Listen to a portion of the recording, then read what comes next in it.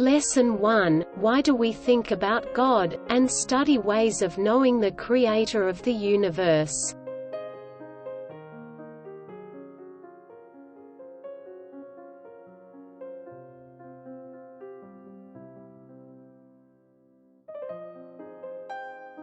Point 1. The love to be informed about and know the world is deep inside every one of us. We all want to know.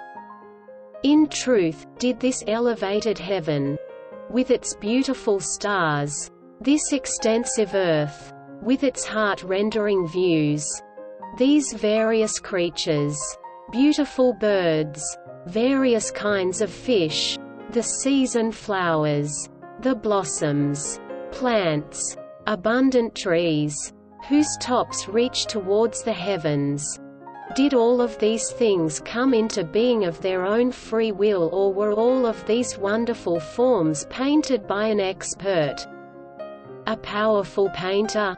Beyond all of this, the first question which comes to mind for all of us is, where did we come from? Where are we? Where are we going? If we know the answers to these three questions, how happy will we be? That is, if we know where our life began and where it will finally end and what duties we have now. Our searching spirit tells us, you must not sit quietly until the answers come. It often happens that in an automobile accident, a person is injured and becomes unconscious, and for his treatment, they take him to a hospital.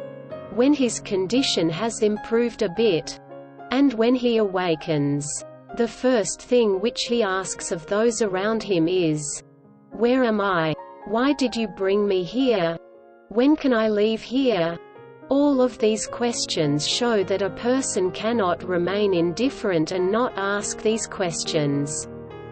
Thus, the first thing which sends us looking for God and understanding of the creation of the world of existence is our very thirsty spirit of search.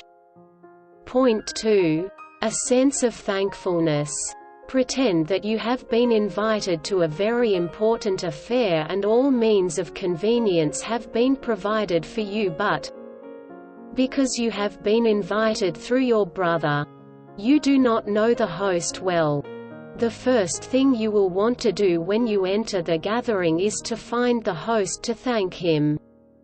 When we look at this widespread created world and the multiple blessings which have been provided for us, eyes which see, ears which hear, sufficient intelligence, various physical and psychological abilities, various means for living and for earning our livelihood, we automatically begin to think about trying to know He who has given us all of these blessings, and even though He does not need our thanks, we still thank Him, and until we do this, we are unhappy with ourselves and feel we have not done a duty.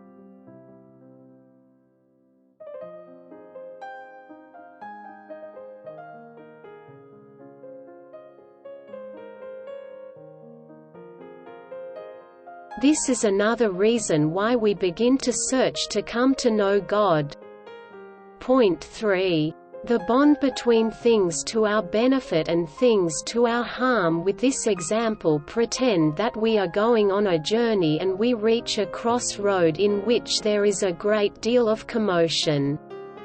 Everyone warns us not to stop at this crossroad because there is great danger there. Each group invites us to go its way.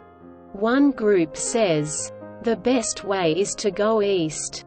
Another says, "Go west. It is the best road." The third group invites us to a road or a way which is between the other two, saying, "This is the only way of saving yourself from danger and reaching your home safely. This is the way that will give you happiness and security and be a place of refuge for you."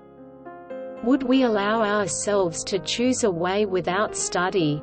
Will our mind allow us to stop there and not choose any way? Clearly not. Rather, Our mind and our wisdom tells us to begin immediately to study and research. To listen to the words of each group carefully and accept whichever way has the most correct signs, speaks the truth and has convincing reasons for taking that way. Having assured ourselves of the right way, we take it and move forward.